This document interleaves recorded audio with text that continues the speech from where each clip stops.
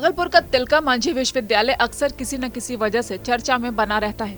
विश्वविद्यालय की लचर व्यवस्था और अधिकारियों के उदासीन रवैये के विरोध में लगातार यहां प्रदर्शन होता रहता है। इस बार विश्वविद्यालय परिसर में अपनी 5 सूत्री मांगों को लेकर पिछले करीब 38 घंटे से आमरण अनशन पर बैठे हैं विद्यार्थी परिषद के कार्यकर्ता।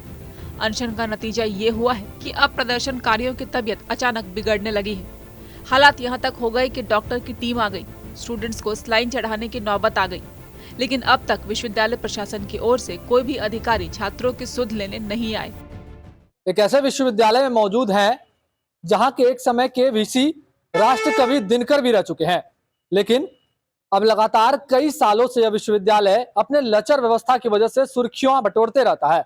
और एक बार फिर ऐसी नौबत आ गई है कि विश्वविद्यालय प्रशासन के खिलाफ लगातार आमरण अनशन पर अखिल भारतीय विद्यार्थी परिषद के कार्यकर्ता बैठ गए हैं।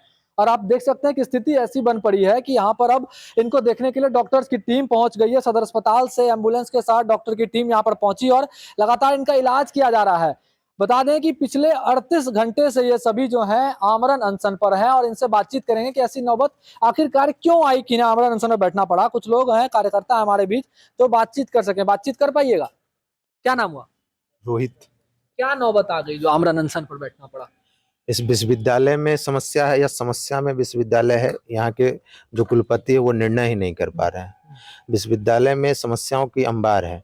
हम लोग पिछले कई महीने से लगातार ज्ञापन के माध्यम से, वो आंदोलन के माध्यम से कुलपति को समस्या से अवगत कराते आ रहे हैं, मगर उस पहल में अब तक कोई भी कार्रवाई नहीं हो पाई। यहाँ तक कि हमारी बहनें का जो बिहार सरकार के द्वारा योजना है कि किसी भी प्रकार का कोई शुल्क नहीं लेना है, मगर इस कुलपति का बेटियों के प्रति इतना गिरा हुआ रवैया है कि शुल्क पे शुल्क लिया जा रहा है और सरकार से भी उसके नाम पर अनुदान उठाया जा रहा है। न छात्रों को पैसा वापस किया जा रहा है, ना ही सरकार को। समस्या का अंबार है इस विश्वविद्यालय में, उसको लेकर हम लोग लगातार पिछले दिनों से आमरण अनशन पर हैं और जब तक हमारे समस्या का समाधान नहीं हो जाता हम लोग का आमरण अनशन चलता रहेगा।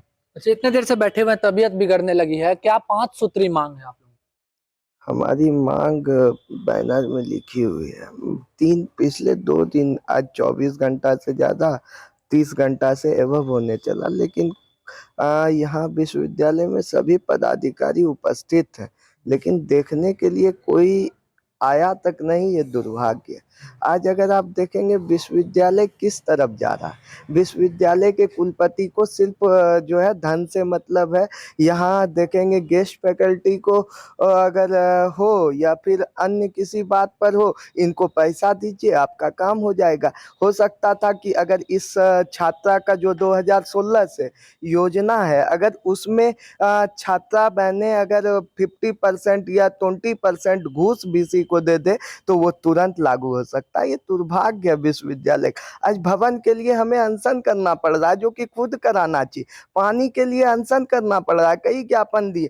कई बार अब तो हॉस्टल पर गुंडा का राज है। गुंडे लोग 40 साल से बसे हुए हैं, लेकिन वहाँ खाली करवाने के लिए इनके पास समय नहीं। अगर छात्र आंदोलन करते हैं, हम लोग आंदोलन करने जाते हैं, चारों तरफ पुलिस से घेर दिया जाता है, प्रशासन से केस किया जाता है, प्रशासन हमें जेल लेकर जाती है। ये दुर्भाग्य है दिनकर के विश्वविद्यालय में। राष्ट्र कवि दिनकर कभी इस विश्वविद्यालय के कुलपति रहा करते थे। गौरवशाली विश्वविद्यालय रहा है तिलका मांझी विश्वविद्यालय। आज तिलका मांझी की प्रतिमा लगी है, जिन शहीदों के नाम पर इस विश्वविद्यालय का नाम पड़ा है। आज कहीं ना कहीं उनकी आत्मा भी रो रही होगी। आज किस प्रकार से छात्र जो है यहाँ अनशन कर रहे हैं, लेकिन पदाधिकारी का दिल नहीं पसीजता।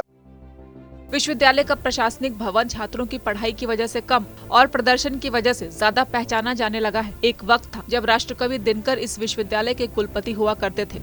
आज इसकी हालत ऐसी है कि शायद ही कोई यहाँ आकर पढ़ना चाहे। फिलहाल इन प्रदर्शनकारियों की बिगड़ती तबीयत के बाद इस आमरण अनशन का जल्द से जल्द खत्म होना बहुत जरूरी हो गया है।